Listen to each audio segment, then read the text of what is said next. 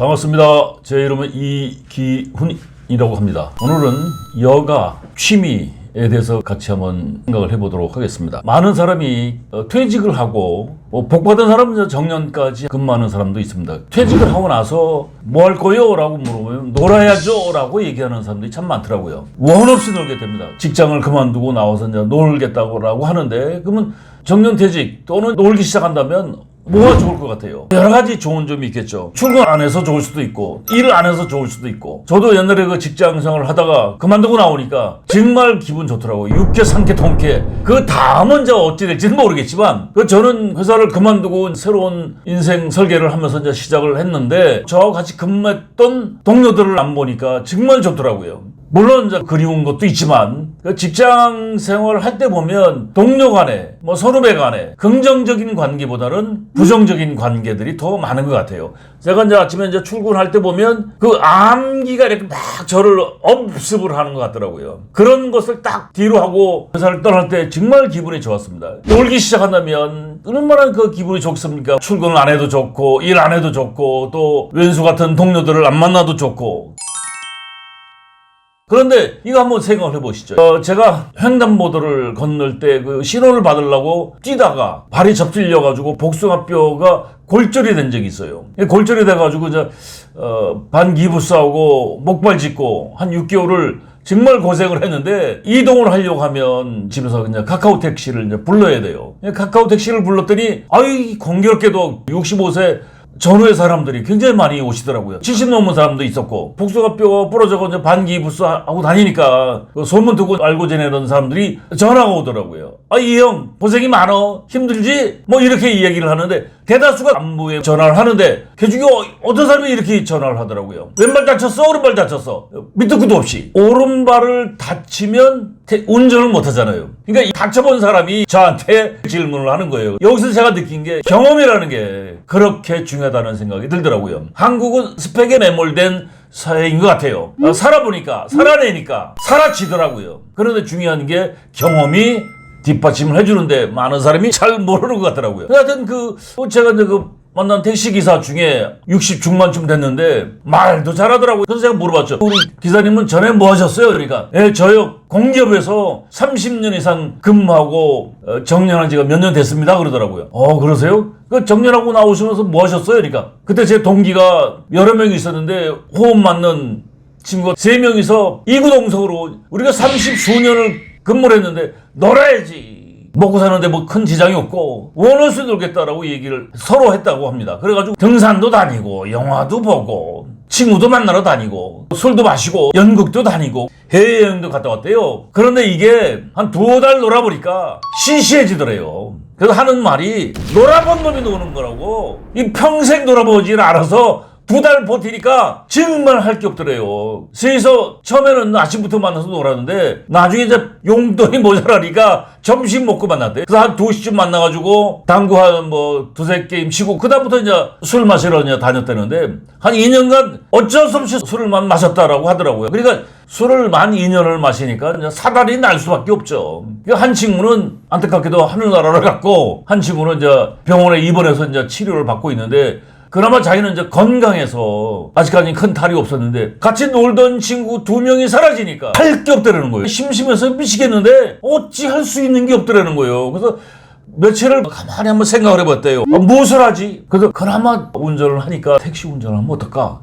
그래서 택시 회사에 무작정 가가지고 3개월째 하루도 쉬지 않고 일을 했대요. 너무 좋아서. 지금 정규직이 아니고 비정규직이라고 그러더라고요. 그러니까 스페하니까 자기 차가 아니야. 정규직 기사들 중에서 개인적으로 일이 있는 사람들이 노는 날 스페아들이 이제 그거를 이제 채워주는 거예요. 그렇게 3개월을 일을 했는데 정말 재밌더라는 거지. 자기가 새로운 꿈이 생겼다는 거예요. 뭐냐 하니까, 정규직이 되면 꼭 해야 될 것이 취미라는 공부를 좀 하고 싶다고 얘기를 하더라고요. 그래서 문화센터라는 데를 꼭 다니고, 두 번째가 놀아보니까 평생 자기가 돈을 벌어서 집에 먹고 살 만큼은 있는데, 어느 순간부터 와이프한테 용돈을 이제 타 쓰게 됐는데, 그게 할 짓이 아니더라. 그래서 자기가 힘 닿는 데까지 이 택시 운전을 하면서 자기 용돈을 저축하겠다는 꿈을 하나 이제 만들어놨다라고 그러더라고요. 참, 여러분들 이거 쉬운 얘기 같죠? 여가란 말이 뭐냐면 여가라는 건 남는 시간이라는 뜻이거든. 남는 시간. 스페어 타임, 프리 타임. 그 일이 없어 남는 시간이 여가인데, 여러분들 그 60부터 100세까지 논다라고 하면 1년에 365일 곱하기 40년 곱하기 한 10시간 정도를 놀아야 되는 시간이라고 한다면 여유있게 14시간을 잡아준다라고 치면 10시간이면 40년이 약 14만 6천 시간, 15만 시간 정도 돼요. 그러니까 만약에 20년을 논다, 한 80까지 산다라고 하면 365 곱하기 20년 10시간 하면 7만 3천 시간. 그런데 우리가 직장에서 30년을 한번 계산해 보세요. 30년을 10시간씩 근무한다라고 가정을 했을 때 1년에 며칠간 근무할 것 같습니까? 200일 정도밖에 근무를 안 해요. 특수직 빼고는 토요일, 일요일 이틀을 빼면 365일에 110일이 빠지죠. 그러면 250일에 제가 이제 직무 분석을 옛날에 컨설팅 하면서 했던 사람인데 계산해보면 꼼짝을 못 하더라고요. 거기다가 이제 내일 모레 추석 연휴, 뭐 설 연휴, 보통 7, 8일 놀거든요. 그 자기 연차 쓰고 여름 휴가 200일도 근무 못 합니다. 근데 200일 잡고 10년 10시간 6만 시간이요. 6만 시간 30년 이상 근무한 시간이 토탈 6만 시간인데 앞으로 80까지 60에서 80까지 산다라고 하면 놀아야 될 시간이 7만 3천 시간. 어떤 사람은 그런 얘기 하더라고요. 시간 뽀개기, 시간 죽이기. 할 일 없이 논다는 것 자체가 고통이라는 거죠. 논다는 건 뭐냐면 백수가 된다는 거예요. 백수도 종류가 있어요. 동백, 가백, 마포불백, 화백, 동백, 동네 백수, 가백, 집에만 있는 백수, 불백, 불쌍한 백수, 마포불백, 마누라도 포기한 불쌍한 백수. 화백은 이제 경제적으로 여유가 있어서 이제 화려한 백수인데 진짜 호화사치스럽게 놀러 다니는 사람도 있어요. 대다수가 그렇게 할 수는 없는 거니까. 그래서 백수가 되면 이름도 사라집니다. 사랑스러운 영식씨, 귀여운 일식씨, 두식씨, 삼식이. 이게 무슨 얘기냐면 집에서 한 끼도 안 먹는 사람을 영식씨, 사랑스러운 영식씨, 한 끼 먹는 사람은 귀여운 일식씨, 두 끼 먹는 사람 두식씨, 세 끼 먹는 사람 삼식이. 이런 삼식이한테 절대적으로 필요한 게 5가지가 있어요. 와이프, 애들 엄마, 집사람, 부인, 마누라, 친구도 없으니까 찾는 게 오로지 와이프밖에 없는 거예요. 일본에서는 그런 얘기를 하는데 이 50쯤 된 사람들을 누레오치바라고 얘기를 합니다. 누레오치바라는 게 뭐냐면 젖은 낙엽을 얘기하는데 젖은 낙엽은 쓸어도 악착같이 달라붙어 있는 게 가을 낙엽이거든요. 삼식이는 쳐다보는 게 와이프밖에 없어요. 근데 와이프가 가장 필요 없는 한 가지가 있다라고 얘기하더라고요. 삼식이가 가장 불필요한 인간이라고 얘기를 하는데 이게 웃어야 되는지 울어야 되는지. 직장인들이 직장생활 수십 년을 하고 나서 퇴직을 하고 왕의 귀환이라고 생각을 해요. 근데 사실은 그렇지가 않거든요. 그러니까 일본의 장수한 할머니들의 공통점이 뭐냐면 할아버지들이 많이 도와줬다는 거예요. 할아버지가 도와주는 게 뭐냐면 일찍 하늘나라 갔었다는 거예요. 근데 장수하는 할아버지들의 공통점이 뭐냐면 할머니가 살아계셔야 할아버지들이 장수한대요. 근데 할머니가 돌아가시면 할아버지들은 잘 살아야 3년 정도 사신다라고 하더라고요. 많은 사람들이 진짜 착각을 하는데요. 은퇴하면 와이프하고 놀겠다는 생각들을 의외로 많이 갖고 있더라고요. 부부가 공통 취미를 갖겠다라고 생각하는데 정년퇴직 이후에 부부가 같이 놀겠다라는 생각은 굉장히 위험한 발상입니다. 퇴직을 하고 삼식이가 되면 부부 사이가 약 70%가 안 좋아진답니다. 그럼 결과적으로 더 심한 경우 항혼이혼으로 연결될 수밖에 없어요.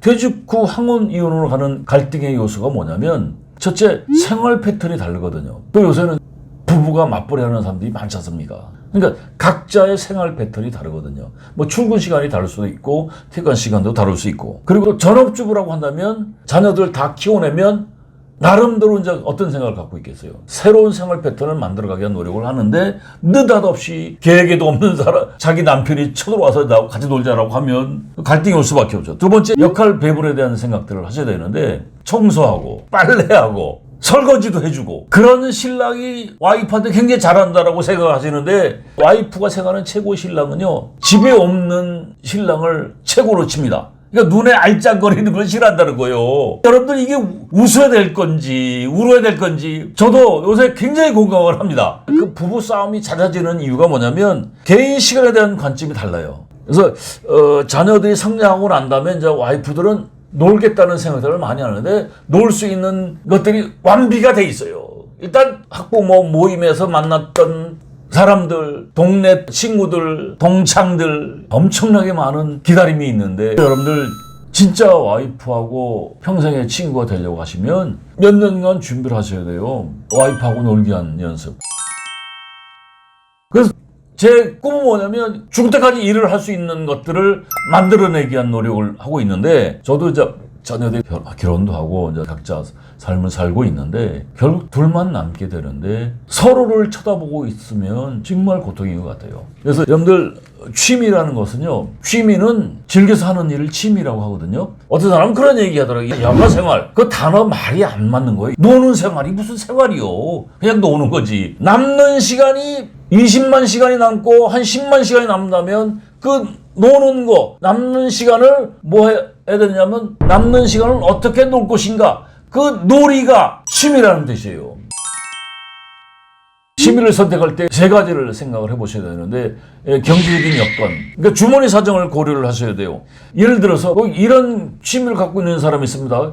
오토바이, 뭐 골프, 피규어 수집, 그리고 해외여행. 중요한 건 놀 때는 뭐가 들어가요? 돈이 들어가는데 나이 먹고서 백수가 됐을 때 결국 비자금이 없으면 와이프한테 용돈을 받아 써야 돼. 그런데 나 해외여행 갈 테니까 돈 좀 줘. 두 번은 주겠지. 그 다음에 인상 쓰겠죠. 뭐 먹고 살려고 이 난리 치느냐. 하여튼 놀이는 취미생활 하려면 돈이 들어가는데 여러분들 동네 당구장 한번 가보세요. 다 60대, 70대, 80대까지 아침부터 와서 당구 쳐요. 저희 친구도 당구를 치자고 해서 당구를 치러 갔는데 세상에 아침부터 5시간, 6시간을 치더라고요. 그래서 저는 그 뒤로 그 친구들하고 안 치는데 그 5, 6시간을 쳐보세요. 그게 얼마나 체력 소모예요. 근데 그 비용이 장난이 아니죠. 당구 다이 쓰는데 그 비용. 그리고 이제 그냥 갑니까? 당구 끝나면 저녁 때 또 한잔 해야 되죠.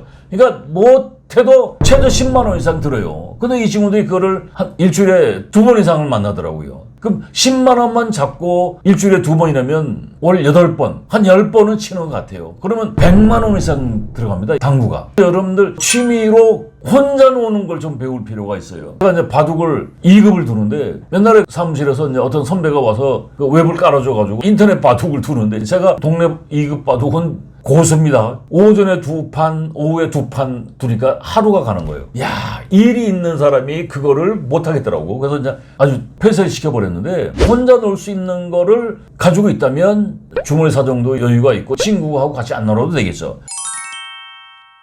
두 번째, 취미를 선택하실 때 자신한테 맞는 취미를 만드셔야 돼요. 제가 당구를 젊을 때는 좋아했지만 그 친구들처럼 하루 종일 못 쳐요. 적성이 안 맞고. 그러니까 취미라는 게 여러분들 각자 취미가 있지만 자신한테 맞는 취미를 찾아내면 좋죠. 세 번째, 동호회 활동. 제가 이제 등산을 다니는데 나이 먹으면 옛날에 어릴 때 친구, 뭐 중학교, 고등학교 동창, 뭐 대학 동창 이런 친구들이 괴팍해집니다. 나이 먹으면. 백수들은 괴팍해져. 어떤 친구가 그런 얘기 하더라고요. 그러니까 일을 하는 친구와 그냥 노는 친구들하고 이렇게 차이가 뭐냐면 일을 하는 친구들은 그래도 정상이라는 거예요. 그러니까 노는 친구들은 괴팍해지면서 비정상이라는 거예요. 그래서 여러분들 동호회 활동을 한다는 건 취미를 배울 수 있는 좋은 기회가 될 수가 있고 멘토를 만날 수가 있고 새로운 친구를 만날 수가 있거든요. 동호회 활동을 제가 적극적으로 추천하는데 중요한 건 취미생활 할 때는 뭐가 들어가? 어쨌거나 돈이 필요합니다.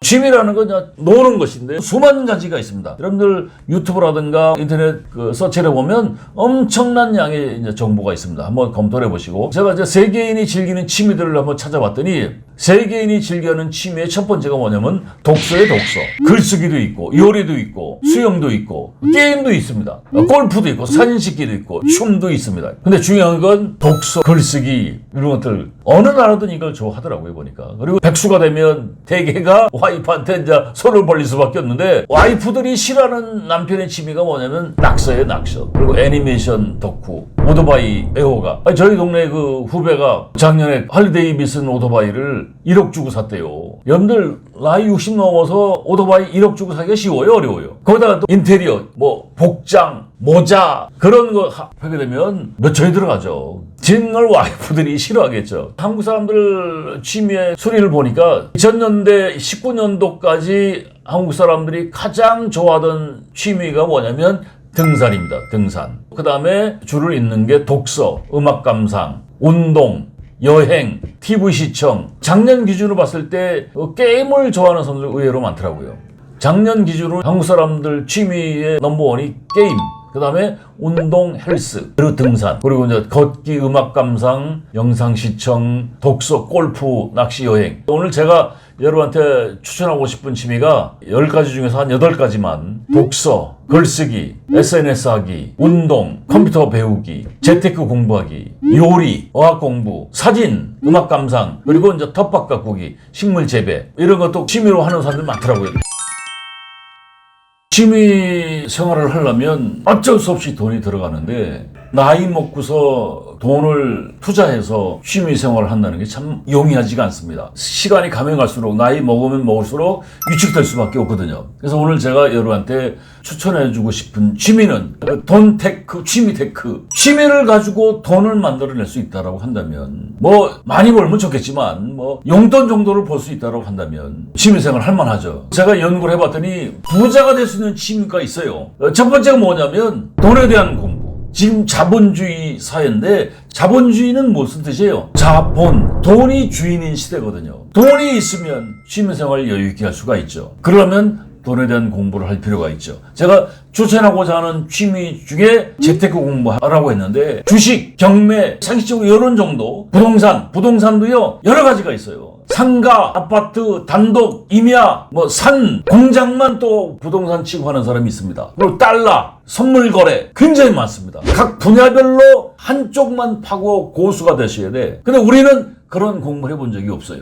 부자가 될 수 있는 취미가 첫 번째는 돈에 대한 공부를 하실 필요가 있고 두 번째가 뭐냐면 세상살이는 끊임없이 고난과 역경이 계속 제기가 되고 발생이 되는데 그거를 해결할 수 있는 지혜가 있으면 얼마나 좋겠습니까? 대다수는 그런 결정적인 지혜를 갖고 있지 않거든요. 그럴 때 여러분 주변에 멘토가 있으면 그 문제를 쉽게 해결할 수가 있죠. 부자가 될 수 있는 두 번째 비결이 뭐냐면 독서를 많이 하세요. 무수히 많은 지혜가 멘토들이 있거든요. 그 프랑스 사람들은요 대화를 할 때 그달의 베스트셀러 5위 안에 드는 정도의 책들을 읽지를 않으면 대화를 못한대요. 대화의 소재거리가 없어져가지고 자기는 그 책을 읽지 못하면 그 대화에 끼지 못하잖아요. 우리나라 사람들은 책을 봐야 안 봐요. 책을 안 보니까 대화의 거리가 없어. 그러니까 죄다 뒷담화. 이게 나쁜 뜻이 아니에요. 뒤에서 담아 이야기한다는 거예요. 그게 뭐예요? 우리 좋은 소리 안 하잖아요. 그게 대화의 90%요. 여러분들 책을 읽어보세요. 무수히 많은 멘토가 있거든요. 소크라테스가 한 얘기인데 다른 사람이 쓴 글을 읽는 데 시간을 투자해라. 따라 해보시죠. 다른 사람이 쓴 글을 읽는 데 투자해라. 그러면 다른 사람이 힘써 이란 말을 당신은 쉽게 얻을 수 있다. 무수히 많은 멘토를 얻을 수가 있거든요. 글을 볼 때 두 가지씩 미괄식이 있어요. 결론을 앞에부터 얘기하는 사람도 있어요.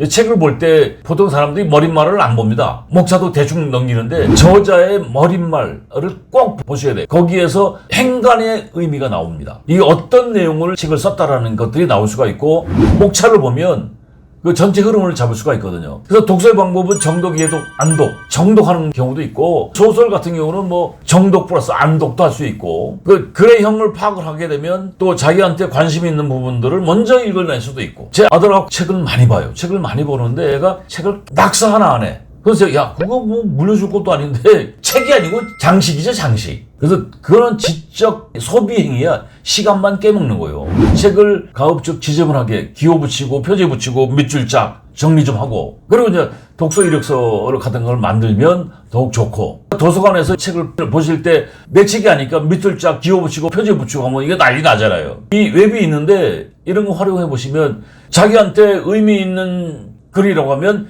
휴대폰 사진을 찍어가지고 PDF 파일로 변환시키는 기능이 있어요. PDF 파일을 또 PPT 파일로 바꾸면 내가 정리 안 해도 원고로 만들 수가 있어요. 여러분 도서관을 한번 다녀보세요. 시립, 구립, 동네 도서관 굉장히 많습니다. 나이 먹은 양반들이 갈 데가 없으니까 길 잃은 영혼들이 되는데 여름엔 파고동원 같은 데 가는데 겨울에는 또 공원에서 못 노니까 지하철 종로 3가에 어르신들 엄청나게 그냥 붐빈다고요. 갈 데가 없단 말이죠. 저도 이제 도서관을 자주 가는데 도서관 하면 백발이 성성한 양반들이 도서관에서 즐기시더라고. 퇴직을 하고 나면 갈 데가 없습니다. 그래서 대다수가 삼식이가 되는데 최고의 신랑은 뭐냐면 와이프 눈에 안 보이는 사람이 최고의 신랑이래요. 근데 더 최고의 신랑이 뭔 줄 아세요? 산에 누워있는 사람이라고 그러더라고요. 퇴직 허니문이 한 달입니다. 한 달은 와이프가 밥을 차려주고 대접을 해주는데 한 달 넘어가면 이제 갈등이 시작이 됩니다. 제가 강추를 하고 싶은데 여러분 도서관 다니세요. 직장 다니듯이 출근하듯이 도서관에 출근을 하셔가지고 원 없이 책을 보세요. 신문, 잡지. 그리고 거기서 이제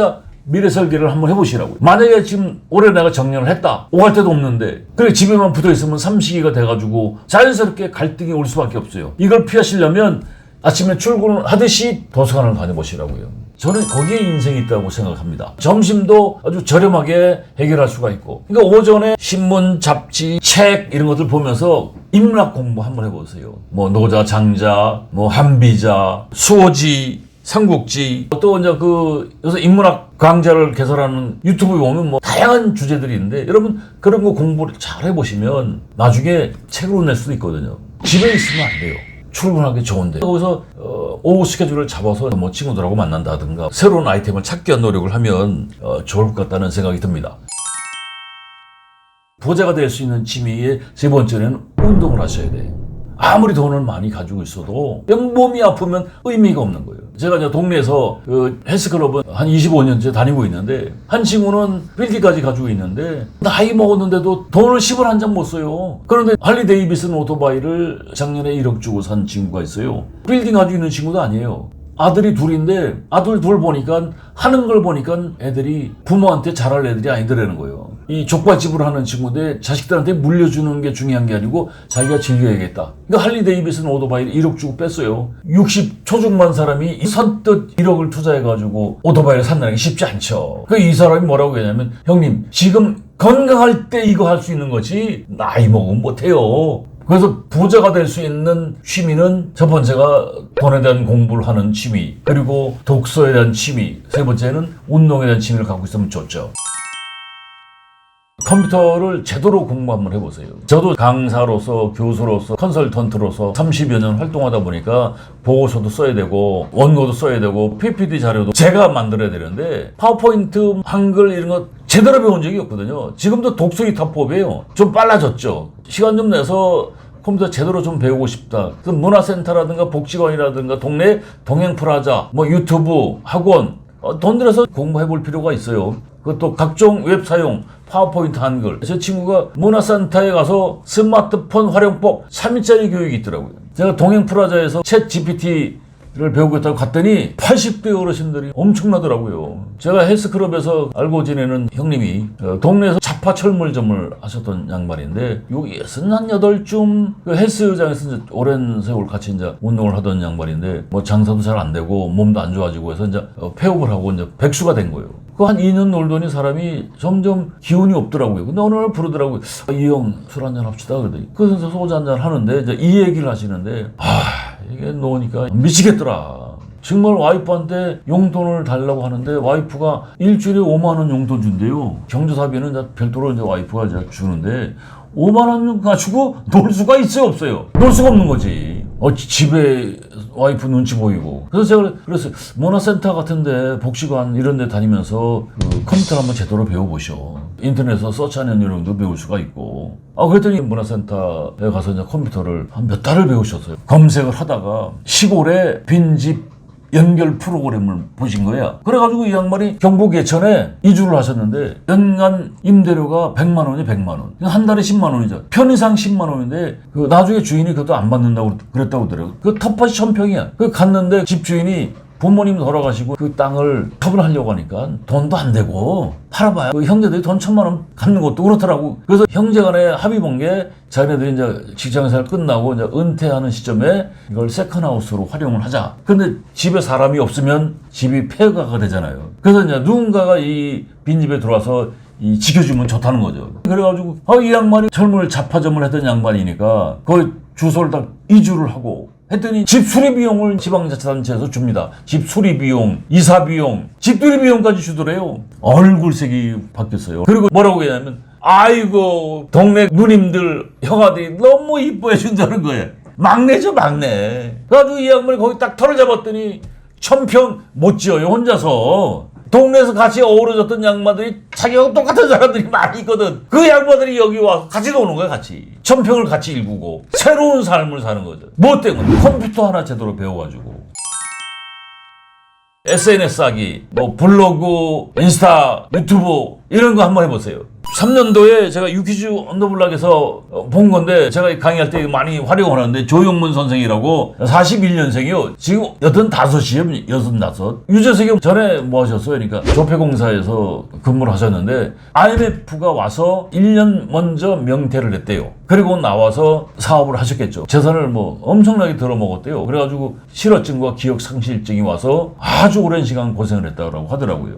그러다가 어느 날 서울시에서 지하철 실버 택배를 할 사람을 모집을 하더래요. 자기가 12대 1의 경쟁률을 뚫고 합격한 사람이라고 자랑을 하는데, 그 자격 조건이 뭐냐? 문자를 주고받을 수 있는 사람. 그래서 자기가 당당히 합격을 해서 지하철 택배를 하기 시작했는데, 종로 3가 역사 안에 9시까지 출근해서 사무실에 출근했다라고 이제 콜을 보내면 택배 거리가 오면 이제 연락을 해서 일을 했는데, 코로나 오기 전에는 하루에 5만원에서 한 10만원 정도 벌었다라고 하더라고요. 그리고 종로 3가 4가에 보석 가게들이 많거든요. 거기서도 이제 개인적으로 또 콜이 와서 수입이 괜찮았다라고 하더라고요. 코로나가 오니까 하루에 3만원 벌기가 벅차더라는 거예요. 그 13시간을 대기하는 거예요. 거기서 이제 도시락을 또 드시고. 그러니까 유재석이가, 아니 그 선생님 13시간 대기하고 3만원 너무 적은 거 아닙니까? 그러니까 유 선생, 그걸 돈으로 계산하면 안 되고 그 3만원이 인생이요. 얼마나 귀한지. 자기가 지금 굉장히 건강하다는 거예요. 이걸 하면서. 이 사람이 파워블로거가 된 거예요. 그러니까 블로그를 한 이유가 뭐냐면, 자기가 기억상실증과 실어증 오랜 세월 고생을 했는데 나중에 또 올 수도 있으니까 자기가 지금 활동하는 모든 것을 사진으로 찍고 쉬는 시간에 글로 정리를 하고, 유재석이한테 질문을 하더라고요. 유 선생, 조회수를 많이 만들어내려면 제목을 잘 따야 돼, 제목을. 그러니까 이 양반이 공부하신 양반이죠. 그래가지고 스타가 되신 거예요. 이번에 또 책을 내셨더라고. 꿈을 나르는 지하철. 블로그에 써놓은 것들. 이 사람 유명세를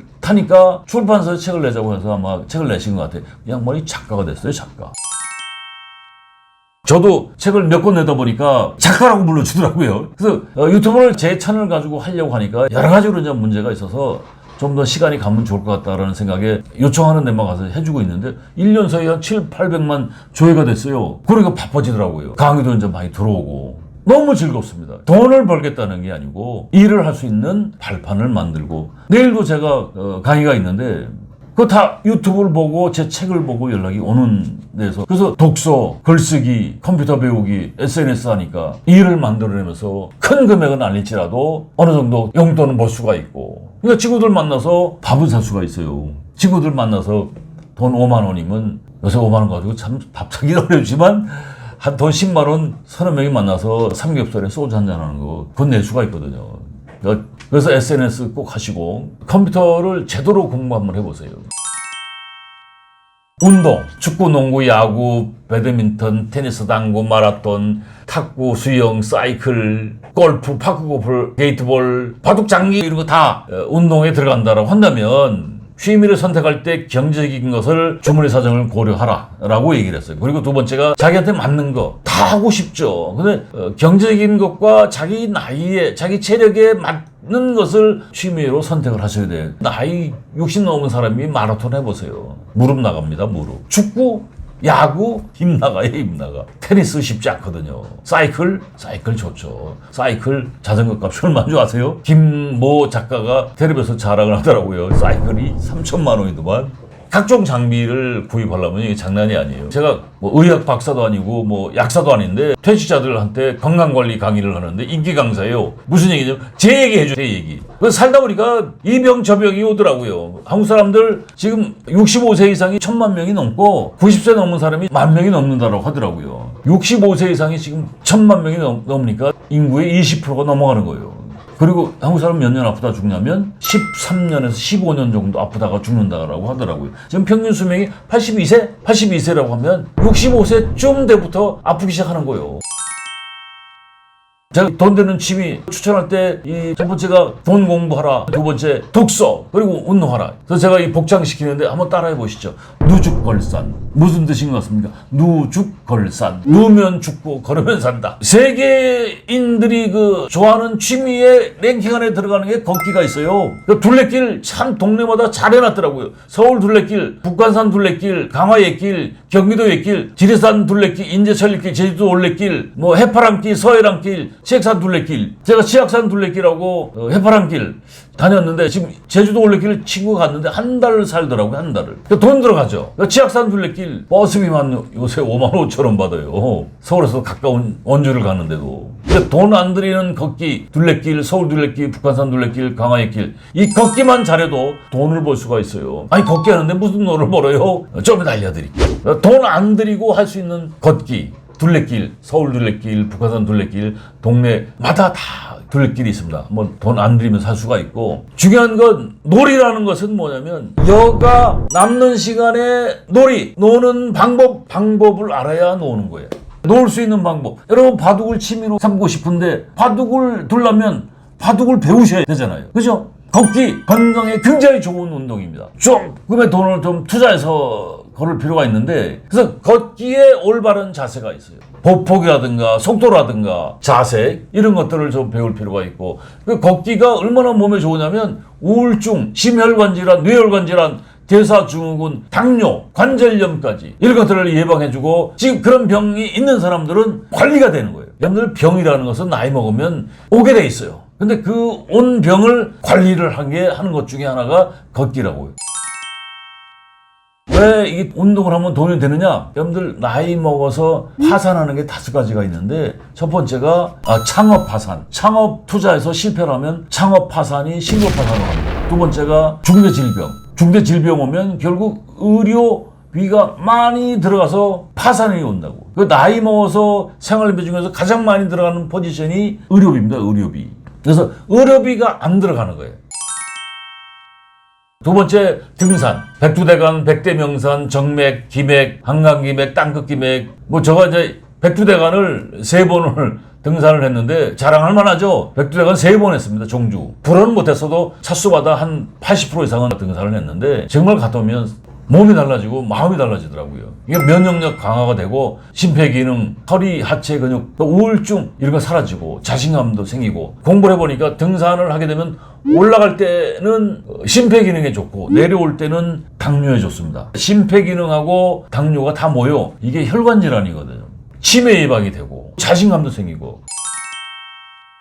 세 번째가 여러분한테 강추하는 게 헬스, 근육테크 따라해 보시죠. 근육테크. 건강저축, 근육저축입니다. 건강을 저축할 수 있는 비결이 뭐냐? 근육저축이거든요. 근육효과. 여러분들 근육이 있으면요. 혈압, 당뇨 관리가 되고 연세가 드신 어르신들이 돌아가실 때 낙상, 고관절, 그러니까 엉덩이 뼈가 골절되면서 돌아가시는 어르신들이 굉장히 많습니다. 그래서 저는 이제 등산 30년 했고 헬스를 2000년 1월 3일부터 이제 했으니까 횟수로 이제 26년 다 돼가네요. 그러니까 저도 병이 많은데 병은 뭐 하늘이 주는 걸 어떻게 해요? 자기와의 싸움이거든요. 제가 처음에 2000년 1월 3일 날 집사람 손잡고 헬스클럽을 같이 끊었어요. 3개월을 같이 끊었는데 집사람은 3일 다니더라고요. 3일. 저는 그게 3달 있으면 26년째 되는데 누구나 여러분들 체육관 가서 운동을 하다 보니까 상대적으로 자신감도 생기고 우리 친구들하고 저 이렇게 몸 비교해보면 봐줄만 합니다. 배가 나와서 그렇지 친구들이 그런 얘기를 해요. 맨날 아니 너는 등산도 30년 하고 헬스도 이렇게 오래 했는데 왜 배가 나오냐. 잘 먹거든요. 건강에 측정할 수 있는 좋은 비결이 삼쾌, 회식, 회면, 쾌변. 이게 잘 되면 건강에 이상이 없는 거예요. 그거 잘 안 되면 어딘가 이제 문제가 발생이 되는 거죠. 그래서 운동만 이러고 이 3가지만 잘 해도 그 나이 먹은 양반들이 이제 병원, 노치원이라고 얘기를 하는데 거기 잘 안 다녀도 돼. 10번 갈 거 한두 번 가도 돼요. 그럼 비용이 엄청나게 줄죠. 여러분들 병원에 이제 아파가지고 한 일주일 누워보세요. 살이 쑥 빠지죠. 살 빠진 게 아니고 뭐가 빠진 거예요? 근육이 빠지는 거예요. 그래서 그 전문가들이 뭐라고 얘기하냐면 1kg의 근육이 빠지면 그게 부가가치가 1600만 원을 계산을 하더라고요. 그러니까 일주일 병원에 있으면 3kg 빠진 건 일도 아니에요. 근데 3kg 빠졌다. 그럼 5천만 원의 비용이 들어가야 된다는 거예요. 의사들이 하는 얘기입니다, 이게. 내 인생이요. 아프면 누구만 손해야? 나만 손해야. 아프면 안 됩니다. 큰 돈 가지고 주식을 하고 그러면 개미들은 거의 망하게 돼 있어요. 소액으로 돈 1,000만 원 투자해서 한 달에 30만 원, 50만 원 정도 수익을 창출해낼 수 있다라고 한다면 주식 공부할 만하죠. 어설프게 하시는 게 아니고 도서관에서 죽기 살기로 주식의 고수 정도 되면 1,000만 원만 투자하면 크게 볼 수가 있어요. 근데 거기다 1억을 투자하면 눈이 이제 흐려져가지고 1억 그대로 날립니다. 주변에 보니까 굉장히 많은 사람이 주식 재테크 잘못해가지고 패가망신하는 사람들 많거든요. 요새 가상화폐 때문에 젊은 친구들이 열심히 모아서 목돈 만들어가지고 날리는 친구들 굉장히 많습니다. 나이 먹어서 파산되는 게 금융사기를 많이 당하시는데 결국 투자 사기, 유사금융 조심하셔야 돼. 투자하는 건 3요소가 있는데 수익성, 안정성, 위험성. 수익성이 크려면 리스크에 대한 것들을 안고 가셔야 돼. 근데 나이 먹은 사람들이 투자할 때 리스크에 대한 것 투자하시면 안 돼. 절대 안 됩니다. 안정성에 투자를 하셔야 돼. 재테크에 대한 돈 공부를 하시면 용돈벌이를 할 수가 있다는 얘기죠. 제가 아는 양반이 공기업에서 정년을 하셨는데 한 2, 3년 놀다가 이 양반이 경매 고수예요. 아들도 이제 좋은 직장 다니던 걸 때려치게 가지고 지금 조그만 사무실 내고 부자가 경매를 하러 다니세요. 아주 좋은 한 1억짜리 차들 몰고 다니면서 새로운 직업을 만든 거죠. 요리 배우기.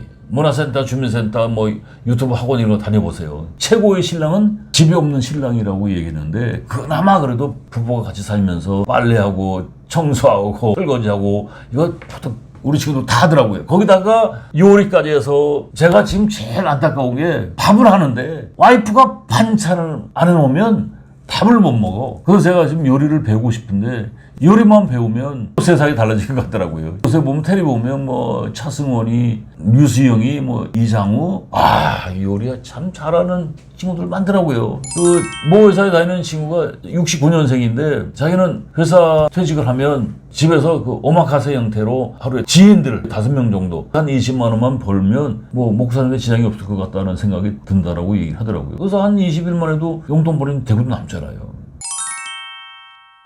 어학 공부, 유창한 영어 회화를 하라는 얘기 아니고 회화 공부하는데 기초적인 것, 친구들하고 여행을 갈 때 인사하는 정도 아니면 단어만이라도 외우면 통하니까 이런 것들 이제 동호회 활동을 하면 쉽게 배울 수가 있고 이런 영어, 일어, 중국어, 스페인어 회화 공부하면 치매 예방이 되고 두뇌 운동도 되고 음악도 기타, 드럼, 색소폰 이런 거 배우면 좋고 마지막으로 이제 텃밭 가꾸기, 베란다 활용한다거나 주말 농장, 또 세컨하우스, 귀촌 같은 거 하실 때 배농귀촌 잘못하면 폐가 망신합니다. 살인사건도 많고. 그래서 귀촌할 때 세컨하우스를 이제 빈집 연결해서 프로그램들 잘 활용하시면 굳이 집을 안 사도 돼요. 집을 사는 순간 늪에 빠지는 경우가 많이 있습니다. 제가 노태고 취미택지라고 했는데 직장에는 현재 수익을 창출하는 취미가 탑이 있습니다. 유튜브, SNS 활동하는 사람. 지금 S그룹에 근무하는 친구 하나가 유튜브 채널을 갖고 있는데 이걸 왜 하냐? 회사가 불안하니까. 그래서 이 친구가 그 컴퓨터 제대로 배우고 유튜브도 제대로 하고 블로그도 하고 당장 그만둬도 이걸 활용할 수 있다라고 얘기하더라고요. 헬스, 요가, 운동 이런 것들 레슨을 또 해주고 너테크, 취미테크 자기가 좋아하는 취미를 즐기면서 돈도 벌 수 있다라면 금상첨화겠죠. 제 아는 선배가 50에 공기업에서 이제 근무를 했는데 이 양반이 평소에 난에 대한 취미를 갖고 있었어요. 그때 특별성과금이 나와가지고 이게 벌써 한 25년 전 얘기니까 저기 연천 끝자락에 그 땅을 300평을 평당 한 2, 3만 원 주고 샀던 것 같아요. 그러니까 큰 돈 들인 게 아니죠. 작은 농막을 하나 지어놓고 한 달에 한 두세 번 가서 난도 공부하고 연구도 하고 이러다가 이제 동호회 적극적으로 이제 활동을 하는데 이거 동호회에서 만난 친구들하고 들과 산으로 같이 전국을 여행도 다니면서 채집도 하고 또 해외에 가서 채집도 하고 정년 얼마 안 남겨놓고서 이 양반이 이제 명퇴를 했어요. 자신 있으니까 명퇴 위로금 받아가지고 땅 옆에다 한 200평을 더 사서 한 500평에 컨테이너 박스 2개를 갖다 놓고 그럴싸하게 자기 공간을 만든 거예요. 세컨하우스가 자연스럽게 만들어진 거죠. 난이 엄청 비싸더라고. 지금 난 전문가가 돼가지고 책도 냈어요. 그 난 전문가로 명성도 없고 평생 직업을 가진 거예요. 여기저기서 강의해달라고 콜 연락이 와서 강사료 많이 안 줘도 소일거리가 있고 난이 그 직장 다닐 때보다 수입이 더 괜찮다는 거예요. 이런 양반은 지금 나이 75세인데 제가 볼 때 한 100세까지 사시겠더라고. 일이 있으니까. 컨테이너 2개 갖다 놨는데 한 컨테이너는 말하자면 거실이야 거실. 사무실 겸 거실. 잘 부려놨더라고요. 부러워 죽겠어. 제가 오랜 세월 뭐 여기저기 다니면서 S그룹의 임원들한테 강의하다가 이 양반도 한 25년 전에 만난 똑똑한 사람이더라고요. 오피스텔을 종로 5가에다가 20평짜리를 하나 구입을 했는데 25년 전에 오피스텔 그렇게 안 비쌌거든요. 그래서 지금 한 10억 가나 봐요. 그 오피스텔 딱 구입한 목적이 뭐냐면 자기가 이제 퇴사를 하게 되면 집에 있으면 와이프하고 싸울 것이다. 세컨하우스 개념으로 딱 만들었는데 그 당시만 해도 세컨하우스라는 개념이 없었어요. 똑똑한 사람이지. 비자금은 퇴사하고 한 달에 한 100만 원 정도 쓸 수 있는 사이드머니를 만들어 놓으셨더라고요. 한 60 넘어서 이제 와이프가 주는 용돈 또 자녀들이 주는 용돈 다 받아 챙기면서 한 달에 100만 원 쓸 수 있는 부자죠. 거기다가 이 양반의 친구 3명을 섭외를 해놓은 거예요. 고스톱 멤버. 그러니까 4명이서 고스톱을 이제 과학파리까지. 가봤더니 거실에다 당구다이 하나 딱 갖다 놓으시고. 근데 그 당시에 이 양반의 친구들 3명이 같은 그룹의 임원들이었던 것 같은데 가입비가 3천만 원이요. 25년 전이니까 그 3천만 원이 한 1억 정도 됐던 것 같아요. 그럼 4명이 3천만 원 곱하기 하면 1억 2천이죠. 지금 말하면 4억인데 그걸 가지고 뭘 했냐면 경매를 하는 거예요. 경매. 그러니까 아침에 출근하듯이 어디로 와? 오피스텔을 가서 거기서 뭐 라면을 끓여 먹어도 되고 다 돼 있으니까 돈 쓸 일이 없잖아요. 고스톱 치고 당구 치고 그러면서 경매도 하고 그 당시 1억 2천 가지고 4명이니까 지금 4억 정도 가지고 물건을 잡을 때 목표가 뭐냐면 각자 연간 1,000만 원 정도의 수익을 만들어야겠다. 경매 고수예요, 이 사람들. 1,000만 원이라는 돈이 뭐냐면 한 달에 100만 원 정도 쓸 수 있는 용돈 아니에요. 그러니까 원래 가지고 있던 비자금 한 달에 100만 원, 200만 원, 또 와이프가 주는 용돈, 자녀들이 주는 용돈. 이 사람들이 주체를 못하는 거 가지고 동남아 골프 수시로 가더라고요. 여행도 가고. 근데 경매 고수가 되다 보니까 좋은 물건은 개인적으로 잡고 어찌 보면 옛날에 그 잘 나가던 임원 시절에 벌던 것보다 더 벌 수도 있는 거죠. 정말 똑똑한 사람 아닙니까? 근데 이게 쉬운 얘기가 아니에요. 왜냐면 마음 맞는 사람 만난다는 게 쉽다 어렵다. 진짜 어렵습니다. 그래서 여러분들 지금 제가 말씀드린 거 부자가 되는 부자라기보다는 취미 생활을 즐기면서 플러스 돈-테크, 재테크까지 연결할 수가 있지 않습니까? 금액이 크든 적든 일단 즐기면서 용돈 벌 수 있다면 얼마나 좋겠습니까? 뭔가를 하고 싶은 사람은 방법을 찾아내거든요. 마지막으로 최고의 취미를 제가 말씀드리면 최고의 취미가 뭘 것 같아요? 최고의 취미는 일이에요. 시골 어르신들 보세요. 옛날 할아버지들 보면 농번기, 농한기가 있는데 시골 할아버지들은요 농사일을 하니까 취미생활 할 필요가 없는 거지. 놀이라는 게 농사가 놀이야. 자녀들한테 손 벌릴 이유도 없고. 그죠? 지금 직장에 다니시는 분들은 이제 언젠가는 퇴사를 하는데 직장이라는 게 뭐냐면 삶터요, 삶터. 인생터고. 회사에서 하고 있던 일이 뭐요? 그게 일터라고. 동료들이 뭐요? 어우러지는 게 놀이터라고. 저는 은퇴라는 단어가 없다라고 생각하는데 죽을 때가 은퇴야. 그러면 건강하게 오래 살 수가 있습니다. 그래서 일을 어떻게 만들 것인가. 이 취미생활 나중에 나이 먹으면 먹을수록 남는 게 시간이요. 그 시간을 쪼개기, 죽이기 어디 갈 거야? 노는 방법으로 알아요. 쪼갤 수가 있거든. 뽀갤 수가 있고 죽일 수가 있는데 그 취미를 돈-테크로 만들어낼 수 있다면 인생살이 살만하죠. 여기까지 하겠습니다. 고맙습니다.